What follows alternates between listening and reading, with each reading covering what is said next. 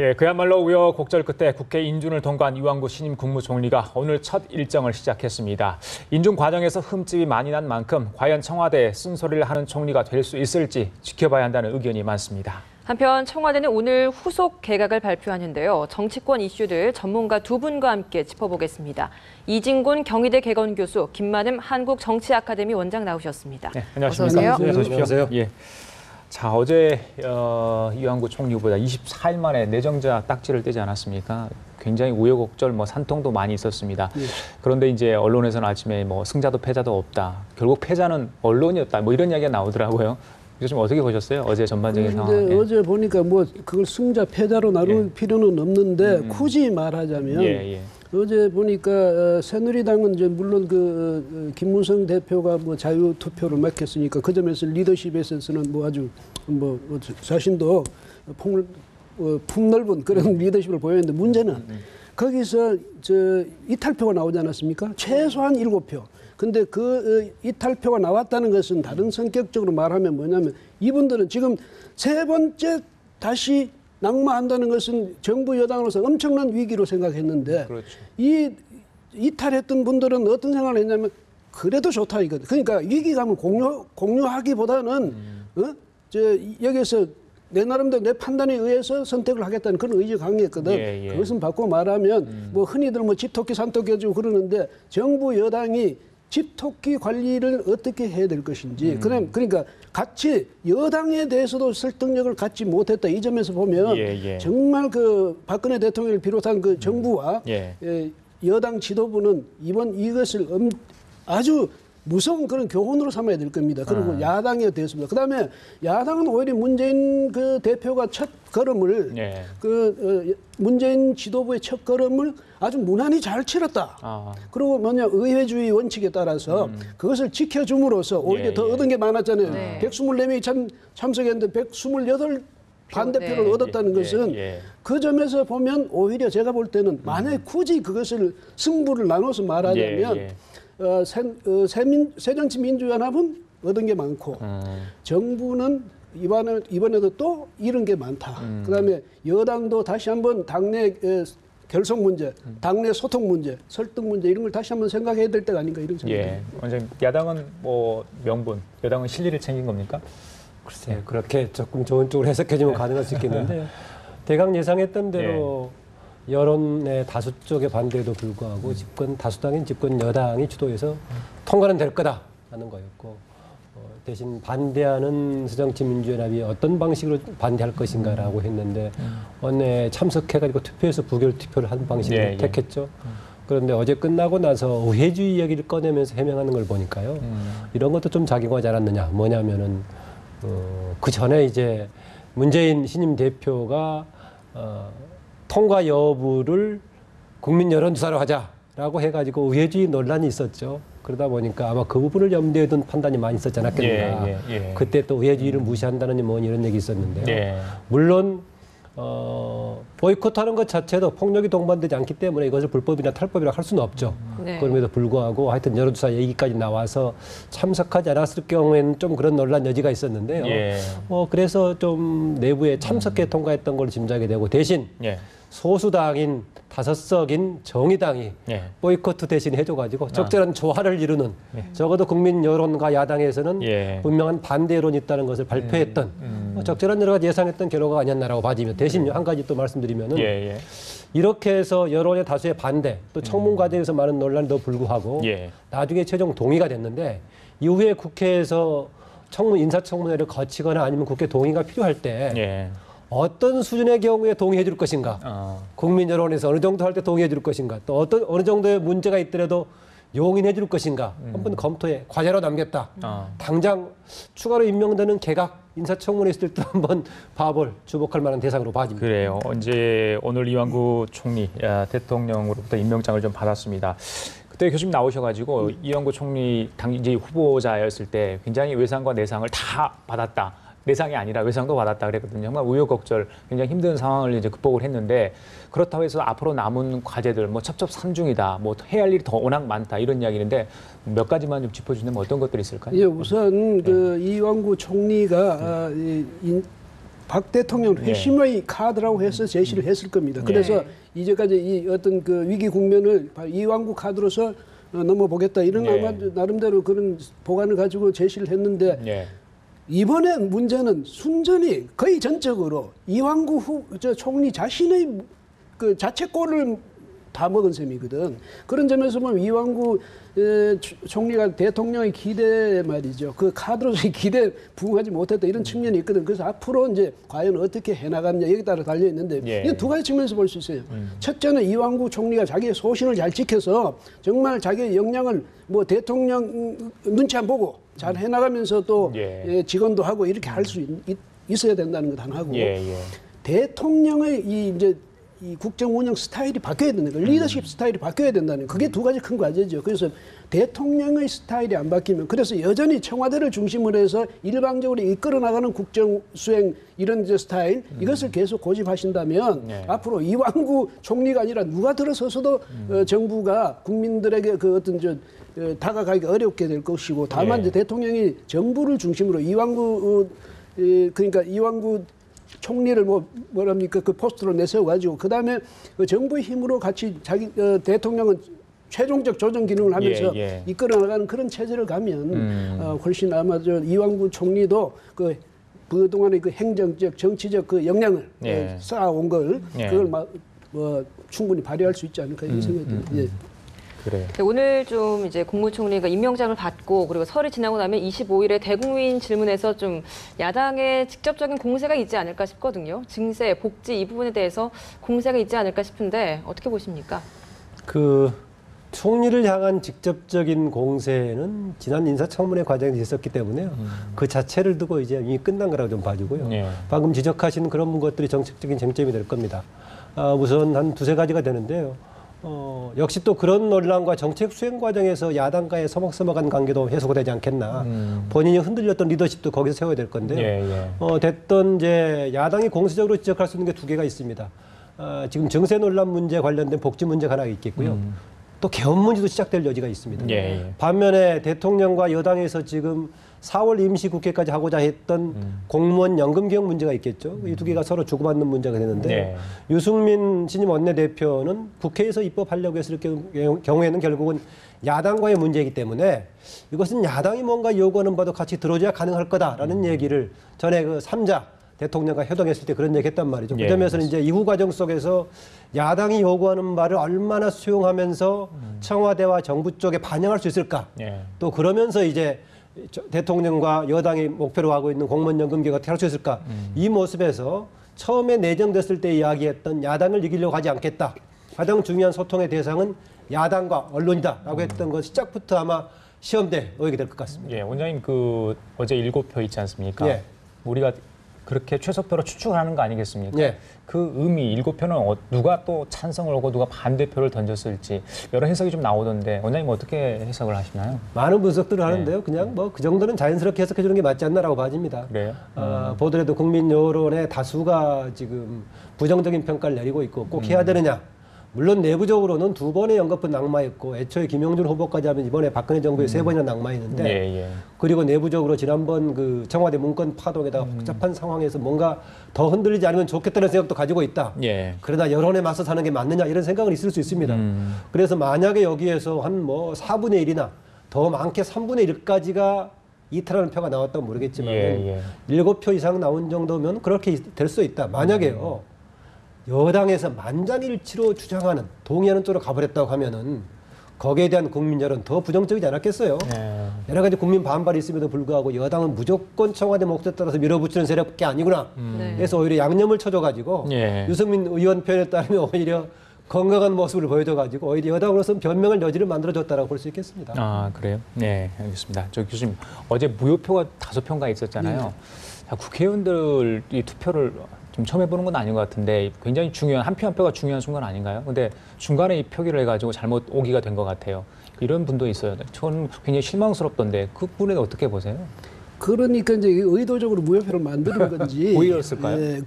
아니면 정말 뭐 기표를 잘 못해서 그런 건지 이건 이제 나중에 뭐 거기서 분석을 하겠지만은 제가 생각할 때는요. 본래 155명의 새누리당 의원하고 정의화 의장하고 또 유승우 의원하고 사실은 말하자면 새누리성 표는 157표였다고 이제 우리가 말할 수 있지 않겠습니까? 그런데 흔쾌히 찬성을 할 수 없다. 이런 생각을 가진 사람이 반대 최소한 7표에다가 또 그다음에 두 분 무소속 두 분까지 합하면 9표가 되는 셈 아닙니까? 거기다가 지금 또 말하자면 무효표가 5표가 나왔거든. 예. 이건 제가 볼 때는요. 아주 뭐 기표 방법을 몰라서 그랬다고는 하긴 어렵고 그런 식으로 반대를 못하니까 무효표로 만들 정도의 아마 그런 식으로 했다면 이번에 이완구 총리가 스스로가 얼마나 잘못 임했는지를 아마 깨닫게 하는 그런 계기가 되어야 될 거예요. 그래서 이 흔쾌히 던지기 싫었던 사람이 여당 내에서 그만큼 많았다는 사실 아마 엄한 교훈이 되겠죠. 여당 지도부에서는 뭐 5표 중에 3표는 지금 사실상 동의하는 찬성하는 쪽에 걸려 있었다라고 얘기하고 있는데 지금 지적하신 스타일대로 하면은 온전히 찬성을 못하기 때문에 반쯤 거치거나 3분의 2쯤 거쳐가지고 그 정도만 동의하겠다라고 했는지도 모르겠습니다. 흔쾌히 하기는 좀 싫다 이 말이죠. 아무쪼록 좀 그동안 박근혜 정부 들어서 좀 청와대 이제 총리 후보자가 여러 명 낙마하지 않았습니까? 그랬죠. 네, 정치인 출신인 이완구 총리는 그 결국 해냈습니다. 우여곡절 끝에.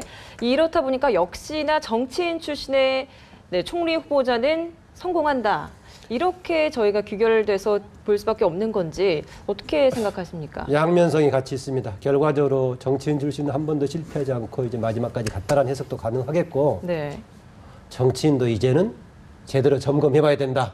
이런 주장이 좀 나올 수도 있겠죠. 그래서 앞으로 정치인들이 오히려 이번 거치면서 조금 지장을 받았을 겁니다. 과거에는 같은 국회에서 활동한 데다가 여러 가지 대중적으로 검증을 받았기 때문에 문제가 있더라도 그렇게 크지 않았을 거다라는 것인데요. 이제는 이번을 거치면서 해야 되겠고 또 그런 점에서는 사실상 상대적으로 이번에 청와대의 검증 미비에 대해서는 그런 책임 추궁을 하기가 좀 그렇지는 못합니다. 이전만큼. 왜냐하면 바로 발표가 됐을 때 야당 쪽이 상당히 이렇게 긍정적인 평가를 하는 그런 거 있었죠. 그래서 그런 분 양면성이 있다고 봐집니다. 알겠습니다. 그런데 뭐 이완구 총리의 경우는 뭐라냐면 사람들이 지금 평가가 운이 굉장히 좋은 사람입니다. 그러니까 정치인 출신이어서 됐다기보다는 그럼에도 불구하고 자기가 그렇게 말하자면 실수를 많이 거듭했음에도 불구하고 운이 좋아서 됐다 이런 말을 많이 하거든요. 왜냐하면 세 번째까지 낙마시킨 데는 야당도 부담이 있었을 거고 새누리당 내에서도 부담이 있었을 거고 그 박근혜 정부를 정말 작심하고 실패시킬 것이 아니라면 해줘야 되는 문제가 있었고 문재인 호가 출범을 했는데 저는 이번에 이완구 총리가 되는 과정에서 그 모든 인사청문회와 인준 과정의 그것을 문재인 그 각본에다가 문재인 연출에다가 문재인 주연이 아니냐 이런 생각까지 할 정도로 왜냐하면 문재인 후보 애초에 호남 총리론을 말함으로써 이완구 총리, 충청 총리에 대해서 그 새정치민주연합이 어쨌든 그 발목 잡힌 셈이 됐고 또 여론조사를 이야기함으로써 또 그런 상황이 됐기 때문에 이 점에서 보면 문재인 대표야말로 이완구 총리가 문재인 대표에게 굉장히 감사하다고 인사를 의도적인 겁니까? 아니면 자충수입니까?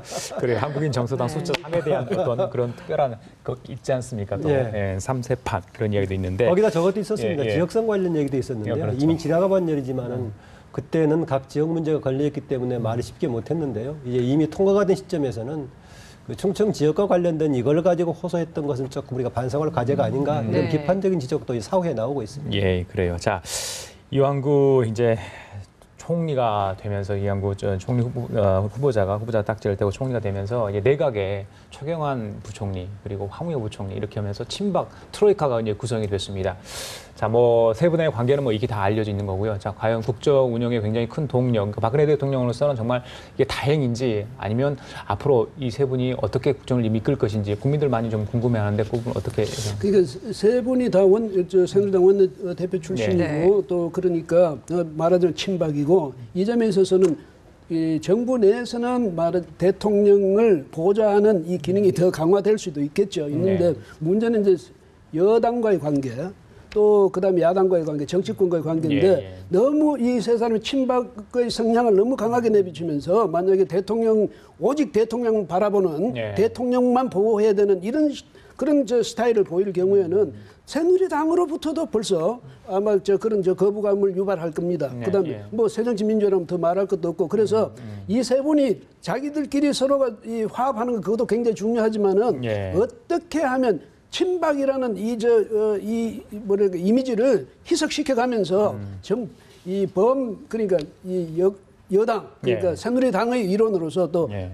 이 정부 여당의 일원으로서 어떻게 하면 국민을 위해서 더 좋은 정치를 해나갈 것인가 그걸 고민하는 모습을 보여야죠. 예, 우리는 예. 친박이래 3인방 3총사 이런 식으로 그런 이미지를 비치기 시작하면 그때부터 정치권과 오히려 소원해질 수 있다. 예. 이 점을 이 세 분은 특히 유념해야 될 거고 또 하나는 한 분이 황우여 대표는 보니까 47년생인가 그렇고 예. 또 이 총리는 50년생, 그다음에 최경환 부총리는 또 55년생 이렇게 되는데 그래서 물론 뭐 오랫동안 같이 정치를 했으니까 그런 거 구애를 안 받는다고 예, 예. 할 수도 있지만은 예. 특히 이제 이 총리가 이렇게 화합하고 조정하는 그런 노련한 리더십을 보여줘야 될 겁니다. 예, 알겠습니다. 자, 어제 인준안이 통과되고 이완구 총리가 정식으로 총리로 임명이 됐는데, 네. 자, 그 개각 있지 않습니까? 네. 오늘 정도에 한다고 그랬는데 방금 들어온 소식에 따르면 오후 2시에 장관급 인사 발표가 있다고 합니다. 자, 오늘 오전에 이제 국무회의가 있었거든요. 그때 어느 정도 논의가 됐었는지 모르겠는데 일단 가장 궁금한 게 이제 신임 총리의 재청권 문제. 네. 어느 정도 협의가 됐다고 보세요? 이미 사전에 되게 정비가 되지 않았겠나라고 그래요? 봐집니다. 그리고 우리가 재청권이라고 했을 때 네. 총리가 선택하는 것처럼 이야기하지만 말 그대로 재청하는 것이기 때문에 예, 예. 그다음 최종 선택은 대통령한테 있는 거 아니겠습니까? 그렇습니다. 예. 그렇다고 본다면 사전에 이제 대통령의 의중을 파악하는 이런 절차가 분명히 있었을 거라고 봐집니다. 그런데 오늘 만약에 지금 2시에 발표가 된다면은 궁금해지는 것이 한 두 가지가 있는데요. 예. 하나는 비서실장도 동반할 것인가 아니면 비서실장 이후에 할 것인가. 예. 비서실장을 저는 불과 이제 지금 설을 지나는 일주일 정도의 간격이라고 하더라도 예. 이것을 두고 한다면은 조금 반응이 좋지 않을 것이라는 예. 생각이 하나 있고요.